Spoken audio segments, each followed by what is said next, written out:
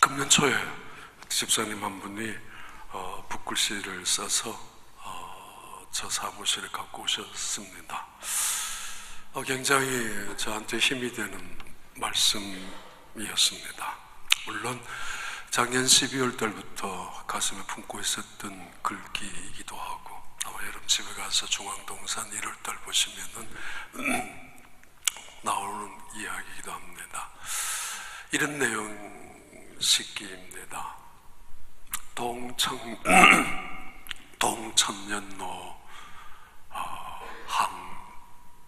항장곡. 오동나무는 평생을 늙어가더라도 노래를 품고 산다고. 오동나무는 천년을 늙어간다 할지라도 가슴속에 품고 있는 노래를 뺏기지 않는 법이라고. 그리고 매 일생 한 불매향. 매화나무는 아무리 추워도 그 향기를 팔지 않는다고. 아무리 가난하더라도 매화꽃은 결코 그 품위를 잃지 않는 법이라고 그 글귀를 적어 저한테 주셨습니다.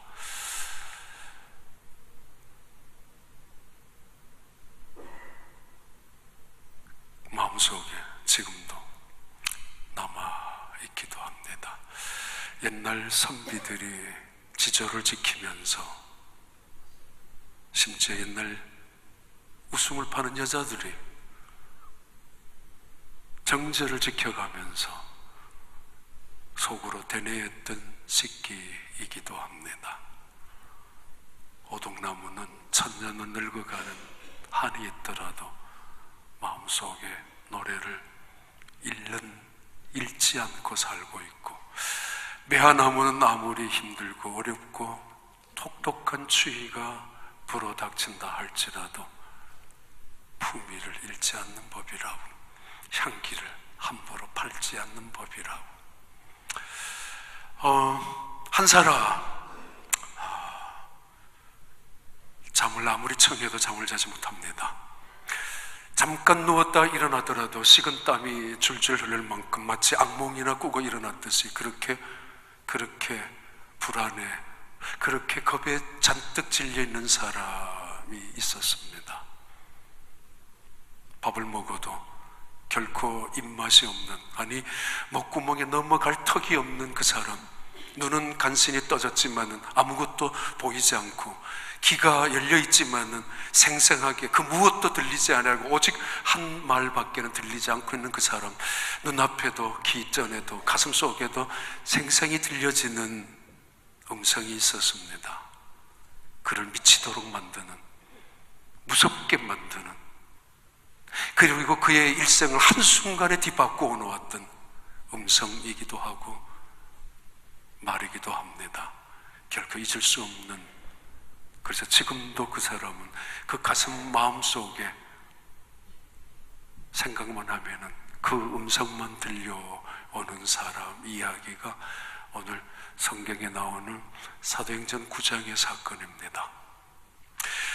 기독교 역사상 대단히 중요한 세 가지 사건을 정한다면, 첫째는 예수님의 십자가의 죽음과 부활입니다. 두 번째는 성령의 강림이 있었던 오순절 강림 사건이 두 번째 기독교 역사상 아주 중요한 사건입니다. 그리고 결코 빼놓을 수 없는 기독교 역사상 세 번째 사건을 지적한다면 바로 오늘 사도행전 9장에 나오는 사울이라는 한 젊은 사람의 회심, 변화의 사건입니다. 사도행전을 기록한 누가라는 이 저자는 사울이라는 이 젊은이의 회심, 변화의 사건을 사도행전 속에 세 번이나 언급하고 반복하고 거듭 우리를 향하여 전달, 증언하고 있습니다. 9장과 그리고 22장, 26장에도 계속 반복됩니다. 무엇 때문에 그렇게 강조하고 있는가? 기독교 역사상 사도 바울의 회심, 나중에는 이름이 바울로 변했습니다마는 이 사울이란 젊은이의 회심이 무엇 때문에 기독교 그리스도인들에게 중요한 의미가 있는가? 왜 그렇게 반복하면서 기록하고 있는가? 입니다. 전 지난 2주 동안 네팔을 다녀왔습니다.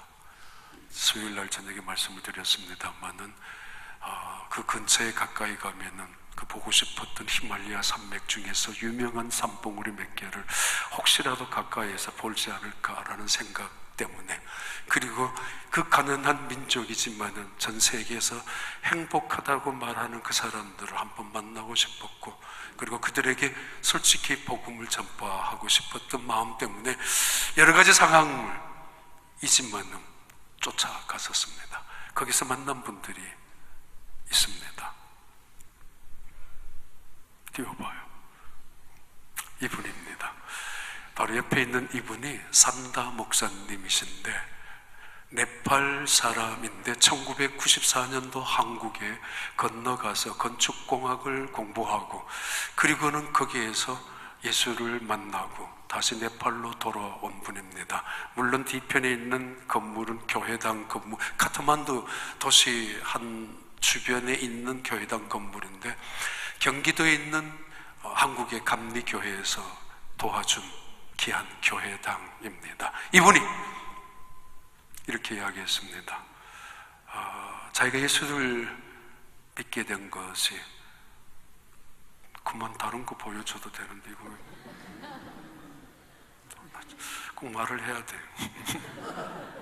아니, 여기에 아이들 왜 보여주는가 하면은 인도 계통의 혈통이 반이 있고 반은 몽골 계통입니다. 우리와 굉장히 닮았습니다. 이분들은 거기 현지 목회자들, 의료 선교를 낮에 하고, 그리고 한쪽 편에서는 계속 현지인 네팔 목회자들과 세미나 수련회 하고 있는 그분들입니다. 자, 지나가도 됩니다. 산다 목사님이 한국에 계시는 서울 서교동 교회의 어느 장로님이, 저도 간 적이 있는 교회입니다. 그 장로님이 의료 선교차 네팔에 갔다가 이분을 만나서 한국에 초청해서 공부를 시켰습니다. 그래서 한국에 와서 공부하던 중에 예수를 만나게 됩니다. 그리고는 돌아갔는데 그분이 이렇게 이야기했습니다. 내가 예수를 믿게 된 것은, 또 예수님을 만나게 된 모든 과정 속에서 내게 은인이 있는데 장로님 때문이라고. 서교동에 있는 장로님, 박 장로님이라는 분입니다. 우리 선교 갔다가 그분을 초청해 주신 그분. 그런데 한국에 데리고 와서도 단 한 번도 강요하지 아니하고 늘 곁에서 지켜주고, 예수 믿으라고 윽박지른 적도 없고, 당연히 너는 예수를 믿어야 된다라고 말한 적도 없는 그분. 생각만 하면 너무 고마운 분이라고. 그러면서 이런 이야기도 했습니다. 가난한 나라에서 왔기 때문에 무시를 당하고, 인종이 다르기 때문에 깔보김을 당하는 그런 서러움도 당했던 사람, 심지어는 자신을 이용하고 무시했던 사람들, 그들 중에 대부분은 예수 믿는 그리스도인들이었다고. 왜? 어떤 그리스도인은 예수를 만나게 해주는 은인이었고 자기 일생을 변화시켜준, 이 말을 하면서 그 사람의 가슴 속에 무엇이 맺혀 있는지는 모르지만은 눈물을 글썽글썽 거렸습니다. 어떤 그리스도인에게 어떤 모욕을 당했는지, 얼마나 상처를 받았는지, 얼마나 아직도 응어리가 분이 풀리지 않았는지 눈물을 흘리면서, 왜 예수 믿는 사람 그들이 그렇게 나를 무시했었는지. 몇몇 사람들이 네팔에서 건너온 한국의 선교를, 한국에 있는 네팔 사람들을 위해서 교회를 해서 여기서 목회하라고 했지만은 굳이 돌아온 이유 중에 하나가 그것도 있었다고. 한국 교회에서 그들과 함께 부딪히고 싶지 않았기 때문이라고. 마음이 굉장히 많이 아팠습니다. 왜 그랬을까? 어떤 그리스도인들이었을까? 그리스도인들은 어떤 사람이 그리스도인인가? 그들이 정말 예수님을 어떻게 만난 사람들일까? 중학교 2학년 겨울 방학 직전 크리스마스 전의 기억입니다. 정확하게는 기억나지 않지만 그래도 지난 계속 돌아다니면서 생각을 기억을 해낸 것 중에 하나입니다. 오전 9시에서는 어린아이들이 예배드리고 시골 교회는 옛날에는 본당 하나였으니까 11시는 어른들이 예배를 드리고 나면은 점심 먹고 난 다음 오후 2시는 중학생, 고등학생이 함께 예배드리는 학생의 예배가 있었습니다. 오후 2시에 어느 날 예배를 드리는 중에 예배 중에 설교 중에 문을 벌컥 열고 들어온 제 친구 아버지가 계셨습니다. 그 친구 아버지가 내 친구를 끌고 나가면서 소리 질렀습니다. 이딴 교회를 왜 다니느냐고. 그러면서 제가 데리고 갔었으니까 저를 향하여 욕도 하면서 다시 한 번만 끌고 가면은 너 그냥 두지 않겠다고. 그리고는 문을 박차고 끌고 나갔는데 그랬다가 다시 들어오셨습니다. 들어오셔서 마침 그 중고등부 우리 학생의 예배 시간에는 목사님이나 전도사님 안 계셨기 때문에 장로님들 또는 안수 집사님들이 돌아가면서 설교를 하셨습니다. 나갔다가 들어오셨던 친구 아버지가 설교를 하시고 계셨던 장로님을 향하여 고래고래 소리를 지르고 욕을 퍼부었습니다. 저런 놈이. 그러면서 왜 그런지는 알 수 없습니다만 꽤 오랫동안 제 마음속에 정확한 기억은 아닙니다만 남아 있습니다. 왜 그랬지 그분이 무엇 때문에 저런 놈이라고 이따위 교회라고 했었을까? 2주 만에 돌아오면서 무거운 이야기입니다만 사람이 변한다는 것만큼 아름다운 일, 사람이 변한다는 것만큼 축복되는 일, 사람이 변한다는 것만큼 영광스러운 일이 어디 있습니까? 그런데 사람이 변한다는 것만큼 힘든 일 또한 없습니다. 어떻게 변할 수 있는가? 사울이라는 이 사람, 그 변화, 마치 BC와 AD가 갈라지듯 마치 비포와 앤 애프터가 확실하게 선명하게 선이 그어지듯이 이 예수님을 만난 사울의 일생은 변화됩니다. 변화. 교회는 예수를 만나서 신앙 고백하는, 그래서 변화되는 사람들이 모여있는 곳, 그래서 그 예수님을 세상에 소개하고 증거하는 그들이 모여있는 곳이 교회가 아닙니까?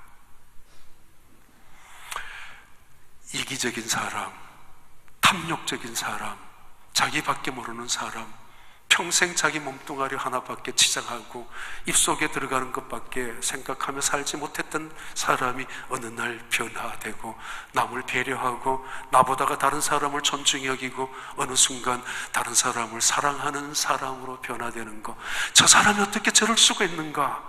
라고 하지만은 예수 그리스도의 사랑이 내게 어떻게 전달되었는가를 안다면은 어찌 그렇게 살지 않을 수가 있습니까? 평생 목이 곧아서 뻣뻣하고 평생 교만하기 짝이 없고 고집스럽게 아집 속에 살아갔던 어느 날 그 사람이 겸손이 무엇인가 알게 되고 그리고 순종을 배우게 되는 사람으로, 세상은 다 바뀌더라도 저 사람만은 안 바뀔 것 같았는데 그러나 어찌 하나님의 아들인 예수 그리스도께서 낮아진 이 땅에 오셨고 어찌 죄 없으신 예수 그리스도께서 십자가에 죽으시고 죄인처럼 죽으시고 모든 저주를 당하셨다는 것을 깨달아 믿어지고 고백했던 사람이라면 어찌 평생 교만한 목을 가지고 살 수가 있겠습니까? 변화될 수밖에 없지 않습니까? 늘 어딜 가도 불평밖에 하는 사람, 평생 입만 열면 평생 비난과 원망밖에 하지 못하는 사람, 그를 가리켜서 예수 만난 사람이라고, 예수를 아는 사람이라고 할 수가 있겠습니까? 근데 어느 날 그 사람이 입만 열면 감사합니다, 입만 열면 찬양합니다, 어디에 있든지 어떤 환경 속에도 은혜라고 말합니다. 어찌 하나님의 은혜가, 어찌 예수 그리스도의 은혜가 나 같은 사람에게, 이런 상황 속에 있는 나같이 부족하고 나같이 심지어 완악한 자에게 하나님의 자녀로 삼아주신 그 은총 앞에서 무엇을 불평하고 무엇을 원망할 수가 있겠습니까? 그냥 감사합니다. 부엌에 힘들면서도, 마당에 봉사하면서도, 헌금을 계속하면서도 감사합니다. 교육부에 교사하면서도 내가 이런 일을 하다니, 내가 이 물질을 만지다니, 감히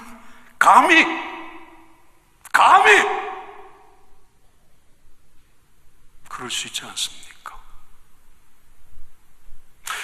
변화된다는 이야기, 이 세상 살아가면서 두려움과 걱정과 불안 속에, 염려 속에 온통 살아갈 수밖에 없었습니다. 어떻게 살아갈 것인가, 무엇을 먹고 살아갈 것인가, 앞으로 도대체 어떤 일로 먹고 살아가야 될지 늘 걱정을 하며 살아가는 사람. 그래서 걱정도 팔자라고 주변 사람들에게 듣는 사람이 어느 날 변했습니다. 어찌 안 변할 수가 있습니까?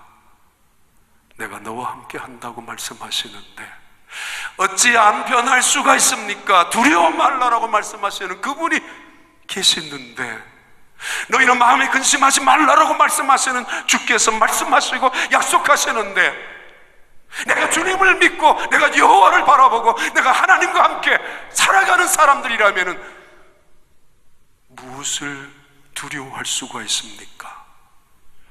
사람들이 말합니다. 아니, 저 사람이 저런 상황 속에서 어떻게 감사가, 아니 저런 상황 속에서 어떻게 평안을, 아니 저런 조건 속에서 어떻게 믿음을 지킬 수가 있는가?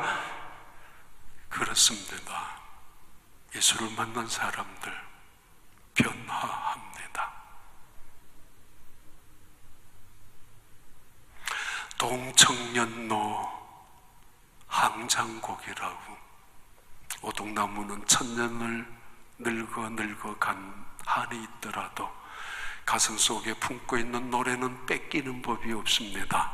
노래를 잃는 법이 없습니다. 아니, 그리스도인들이라면은 예수를 만난 사람들이라면은, 참으로 예수가 누구인가를 믿고 고백한 사람들이라면은 그 가슴 속에 하나님을 향한 찬양이, 하나님을 향하는 믿음의 고백이, 하나님을 향하는 그 신앙의 담대한 평안을 어찌 뺏길 수가 있습니까? 누가 흔들어봐요, 누가 뺏어간다고 해봐요, 아니 누가 건드려봐요, 누가 속삭여봐요, 마귀가 찾아와서 유혹한다 한들 어찌 쉽게 그 노래를 꺾일 수가 있겠습니까? 나무도 그렇게 살찐데, 옛날 하나님을 모르는, 옛날 예수 그리스도를 믿지 않았던 그 선비들도 그렇게 살았을진데, 아니 한낱 웃음을 파는 여자들 따위도, 말은 정말 죄송합니다만 가끔은 술을 팔고 있는 그 여자들 입술 속에서도 아무리 가난해도, 아무리 수많은 일들이 내게 닥친다 할지라도 난 그런 여자 아니라고 함부로 내 몸을 내 맡기지 않는 여자들, 그럴진데 예수로 믿음을 살고 예수와 함께 길을 걷는 사람들, 그들이 어찌 눈길을 여기저기 줄 턱이 있겠습니까? 주의 제자들, 그들을 한결같이 예수님과 함께 길을 걷는 사람들, 한결같이 예수님과 함께 그 길을 떠나가고 예수님의 뒤를 쫓아가는 사람들, 그들을 오늘 성경 본문에서는 주의 제자들이라고, 마데테스라고 부릅니다.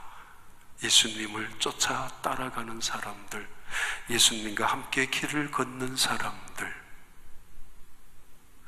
이것이 못마땅해서, 이것이 시기심이 나서 그들이 조금이라도 변하든지, 다른 방법으로 조금이라도 살려달라고 애원하든지, 조금이라도 나는 예수님의 길을 포기하겠다고, 그 길을 걷지 않겠다고 떨어져 나간다면은 이 예수님을 믿는 사람들, 핍박한 사람들이 마음이라도 시원할 텐데, 예수님을 믿는다고 말하는 그들을 잡아가려고 애썼던 사람들의 마음속에 좀 통쾌할 텐데, 살려달라고 몸부림을 치며 나 이제 예수님 안 믿겠다고 그 길을 포기하고 떠나간다면 얼마나 좋았을 텐데, 예수 믿는 사람들은 여전히 그 길을 함께 예수님과 걷고 있었습니다.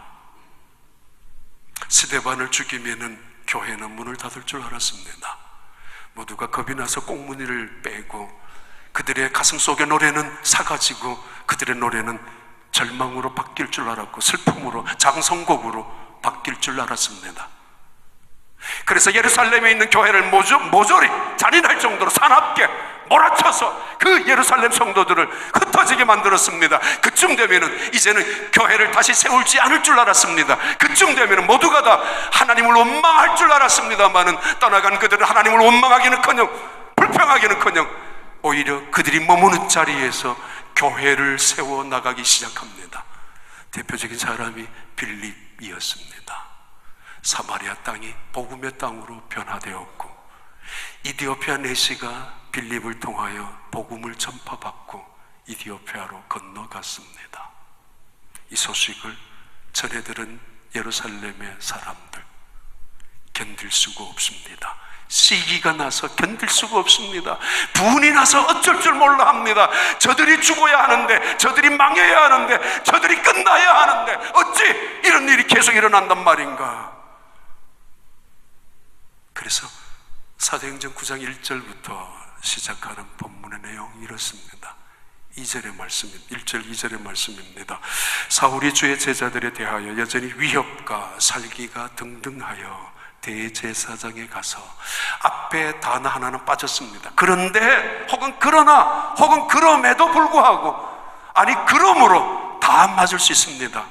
예수 믿는 사람들이 도망을 가고 이제는 안 믿겠다고 해야 되는데 그럼에도 불구하고 핍박 속에도, 아니 그러므로 예수 믿는 사람이 점점점 복음 속에서 하나가 되고 그 길을 포기하지 아니하고 예수님과 함께 묵묵히 걸어가고 있는 그것을 보고 견딜 수가 없어서 사울이란 대표적인 이 사람이 위협과 살기가 등등하여 대제사장에게 가서 위임장을 받습니다.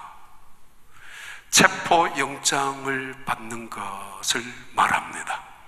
그래서 다메섹으로 내려갑니다. 다시 한번 봐봐. 1절부터 2절에 다메섹 여러 해당에 가져갈 공문을 청하니 이는 만일 그 도를 따르는 사람, 주의 제자입니다. 예수님의 길을 걷는 사람들을 만나면 남녀를 막론하고, 전쟁터의 군인들도 여자는 아이들을 살려주는 법인데 남녀를 막론하고 결박하여 예루살렘으로 잡아오려 함이라. 얼마나 시기가 났으면 참 왜 이렇게 인생을 사는지 모르겠습니다. 왜 그렇게 위협 속에, 또 왜 그렇게 혈기를 품고 살아가는지. 젊은 나이에 있는 혈기를 우리는 오기라고 합니다. 이거 없으면 안 되죠. 젊은 날에 우리의 혈기는 객기라고 하기도 합니다. 있어야 할 것입니다. 만용이나 용기라고 비유할 수도 있을는지 모르지만은 늙어가면서도 이 혈기를 부리는 사람을 우리는 노기를 부린다고 또는 추태를 부린다고 말합니다. 무서운 이야기입니다만은 가끔 목사님 요즘 누구하고 이야기하면은 정말 답답해 죽겠다고. 아니 왜요? 지나갈 때 보면 도끼가 있다고. 말을 하는데 독을 품고 있는 것 같다고. 일생 살아가면서 혈기만 붙잡고 살아가는 사람들, 그들의 마음속에는 어느 순간 시기심이, 증오심이 변하여 도끼가 되고 이 도끼는 살기로 변합니다. 살기로. 사울이라는 이 사람, 자기는 잘못한 것이 없다고 생각하고 자기는 의롭다고 생각하는 사람, 한 번쯤 자기를 돌아볼 줄 알았더라면 온 세상은 다 맞고 내 혼자 틀릴 수도 있었는데 언제나 온 세상은 다 틀렸고 나만 옳다라고 생각하는 그 혈기, 그래서 그것이 무서운 도끼와 살기로 변해 있는 이 사람, 이 사람의 모습이 오늘 사도행전 9장에 나타나는 물론 이미 그 전에서도 7장 58절에도 한 번 나타났었고, 사울이란 이름은, 그리고 8장 1절에서 또 한 번 잠깐 나타나기도 합니다. 두 번에 언급될 때마다 사울이란 사람은 아주 예수 믿는 사람을 잡아가두는 선봉장에 선 사람으로 그 이름이 등장했었습니다. 인생은 혈기로 사는 거 아닙니다. 하나님은 우리에게 피를 만들어 주셨지만은 그게 사람이 되는 것이 아니라 생기를 불어넣어 주셨습니다. 생기, 성령, 생기, 하나님의 관계 속에서 나타나는 말씀, 생명. 사람을 죽일 수도 있는 무서운 혈기가 살기로 변해 살기 등등한 이 사울이 예수 믿는 사람을 잡으려고 다메섹으로 내려가던 중에 일어난 사건입니다. 3절부터 6절까지 나오는 사건인데 이렇습니다. 사울이 길을 가다가 다메섹에 가까이 이르더니 하루연히 하늘로부터 빛이 그를 둘러 비추는지라. 4절 땅에 엎드려져 들으며 소리가 있어 이르시되 사울아 사울아 내가 어찌하여 나를 박해하느냐 하시거늘. 5절 대답하되 주여 누구시니까.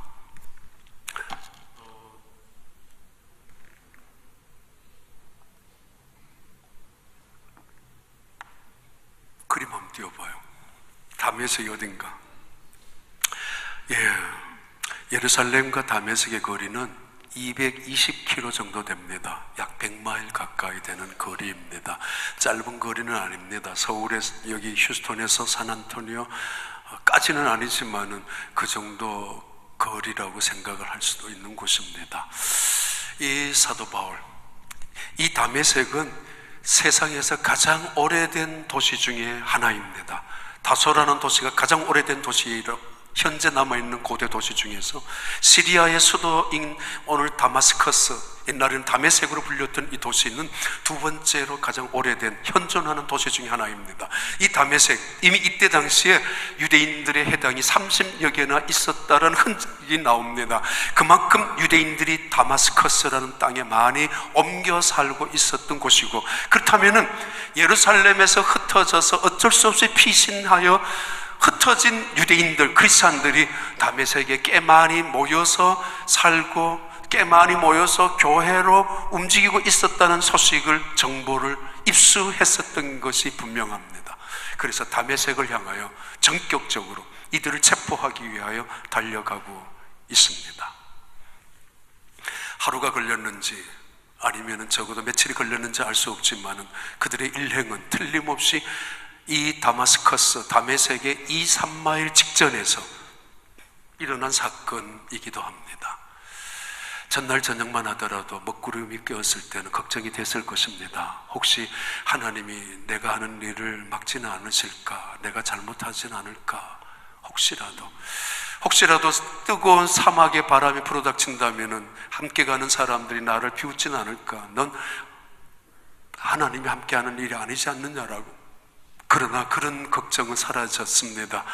계속 눈부신 태양빛을 밟으면서 가두고, 그리고 다메섹 가는 직전까지 괜찮았으니까 속지 마십시오. 아직 끝이 아닙니다. 안심하지도 마십시오. 아직은 마지막이 아닙니다.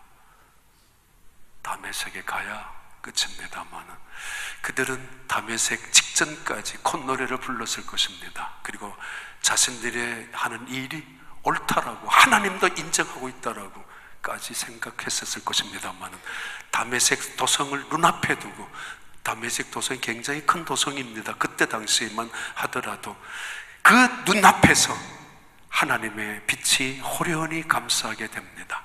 그 순간 그는 엎드려집니다.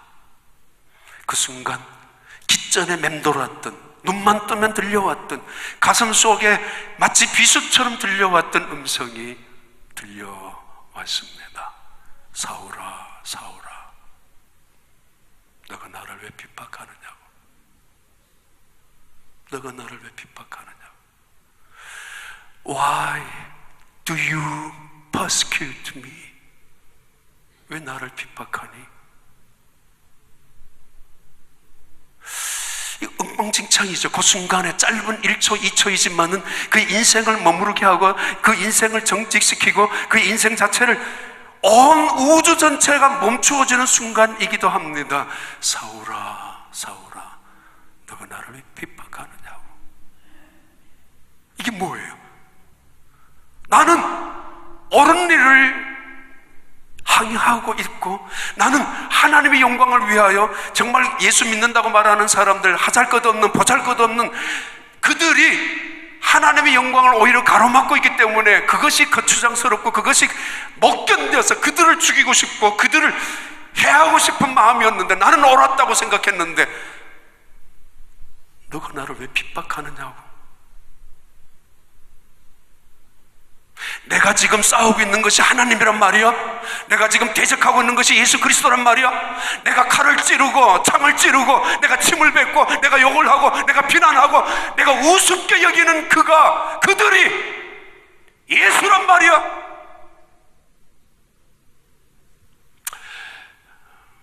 가끔씩 장난삼아 농담삼아 교회에 침을 뱉지 마십시오. 가끔씩 취미 삼아 습관처럼 평생 동안 교회 비난하면서 불평하며 살지 마십시오. 내 마음에 안 든다고, 내 뜻과는 다르다라고. 심지어 지나칠 정도로 고의적이고 악의적인 말로 교회를 비난하지 마십시오. 내가 언제 하나님과 싸운 적이 있고, 내가 언제 예수 그리스도를 대적한 적이 있고, 내가 언제 교회를 핍박했느냐고.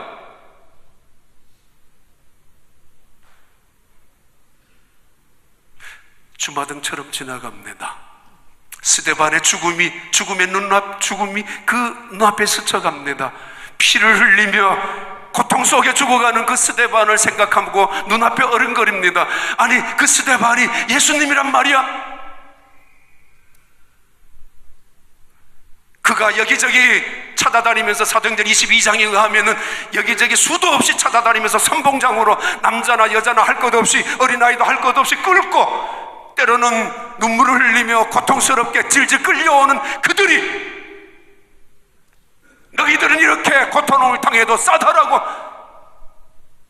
당연하듯이 그들을 끌고 갔는데 그들이 예수란 말이야?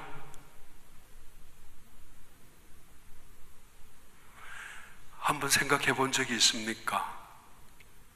나의 의의를 드러내기 위해서, 나는 그 사람과는 다르다고 생각하기 때문에 그 사람 나쁘다고, 그 그리스도인들 나쁘다고, 그 교회 나쁘다고 너무 자주 습관처럼 살지 마십시오.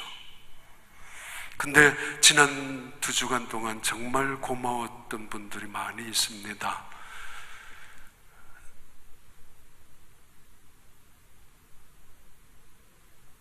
우리 청지기 세미나 하면서 마음속에 느끼고, 그리고 네팔을 다녀오면서 계속 생각했던 것이, 우리 케플러스들 앞에 나와서 특송하고, 신임 서리 집사님들 나와서 하시고, 남녀 선교 임원들 나와서 하시고, 또 교사들 하시고, 또 상록대학 아름드리 봉사자들, 자원봉사자들 특송하는 순간에 마음속에 혼자, 그리고 늘 생각하면서 정말 고마웠습니다.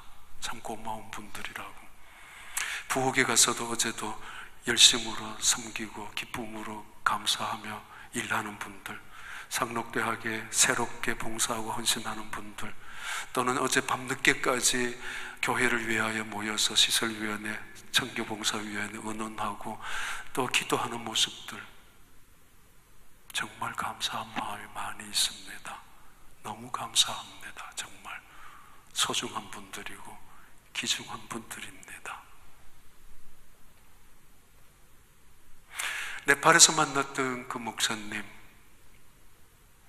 그에게 예수 믿게 한 그 장로님, 어느 날 교회를 따라다니다가, 그 서교동 교회도 다녔지만 또 가까운 다른 지역의 경기도에 어느 교회도 다녔는데, 어느 날 교회에서 예배를 드리던 중에 자기 마음속에 그렇게 들렸대요. 내가 예수야 라는 말이. 이상하다라고 생각했는데 집에 가서 그날 밤에 똑같은 말이 반복이 되어서 내가 예수야 라고 들렸습니다. 그러면서 그 예수님에 대해서 공부하고 배우기 시작하면서 예수님과의 인격적인 만남을 갖게 되었었다고. 그러면서 자기 인생을 돈이냐 아니면 복음이냐 네팔 사람이냐 그 문제 앞에서 심각한 고민을 96년, 97년, 2, 3년 동안 했었다고. 그리고 1998년도에 네팔로 돌아가서 시작하게 된 교회 이야기를 하셨습니다. 중학교 2학년 마지막 겨울방학이 마치고 3학년이 되면서 저는 그 친구를 끌고 간 그 아버지가 했던 이야기가 꽤 많이 남아 있었던 것 같습니다. 그래서 어른들 예배에, 그래서 새벽기도도 나가기 시작. 국민학교 때는 어머니 따라 새벽기도를 나갔습니다. 그냥 단지. 그러나 중학교 3학년 때는 새벽기도를 의지적으로 제가 나가기 시작했습니다. 왜냐하면 그날 그 이후로 제 마음속에 굉장히 많이 남아 있었던 것이 있습니다.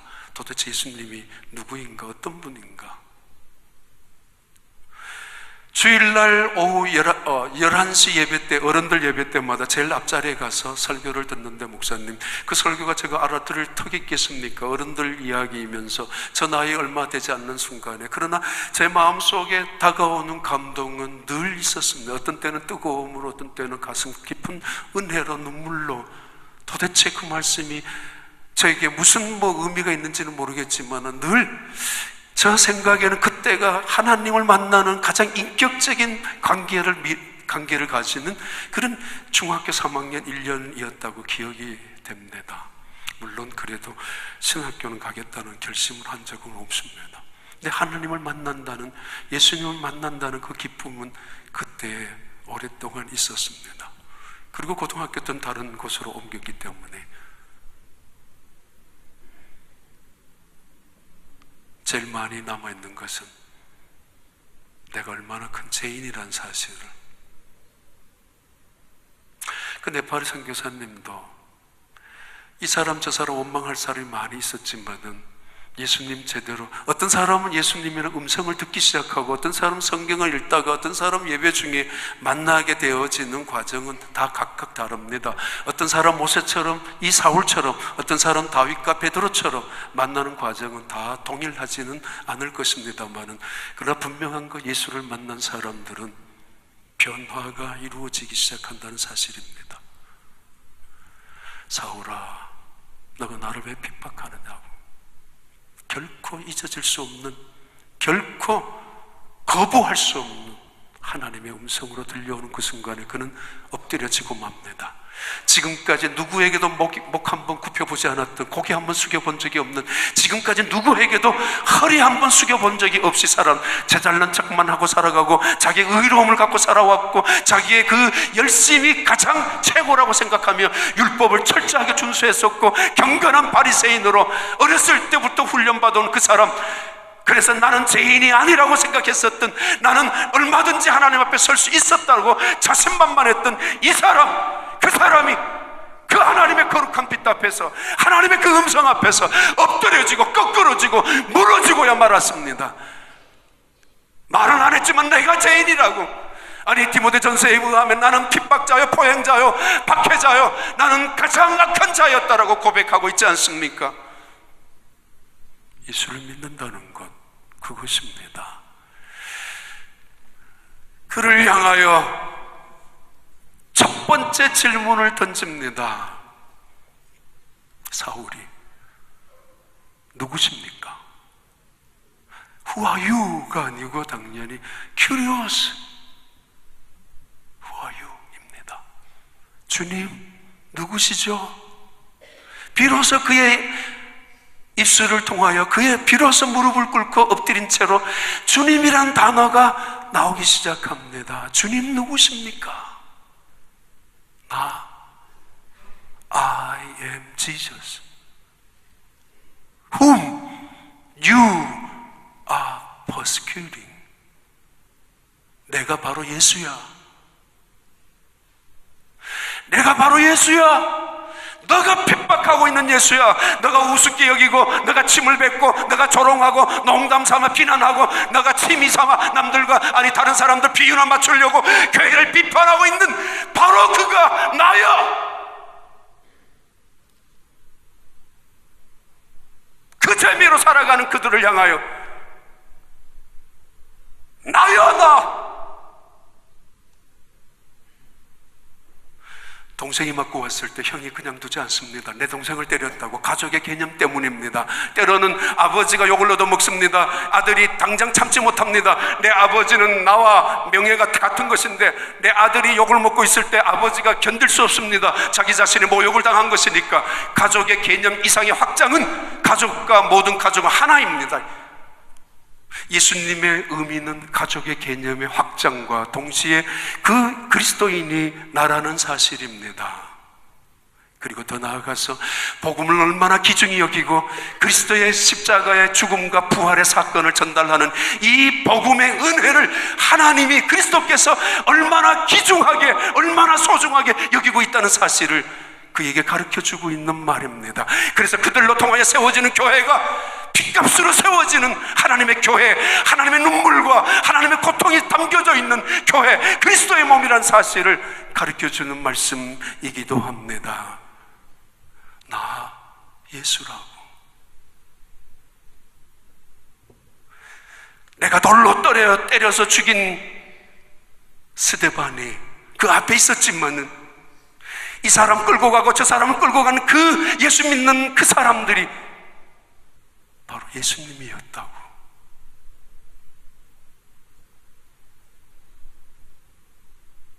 어찌 예수님이 그는 견딜 수가 없습니다. 왜요? 자존심 때문에요? 아니요. 깨달아짐 속에, 엎드리짐 속에 이제는 그는 아는 거 하나 있습니다. 마땅히 죽어야 될 죄인이라는 사실을, 마땅히 심판을 당해도 싸다른 사실을 깨닫는 것입니다. 죽어도 마땅합니다. 왜냐하면 예수 그리스도를 믿는 사람을 죽이는 데 앞장섰기 때문입니다. 자기의 혈기로 한 길 묵묵히 걸어가는 예수 믿는 사람들을 시기했기 때문에 교회를 허문다는 것, 그것이 얼마나 무서운 것이라는 것을 그는 모르고 있었습니다. 그래요. 한 사람의 변화, 기독교 역사상 사울의 변화는 획기적인 사건입니다.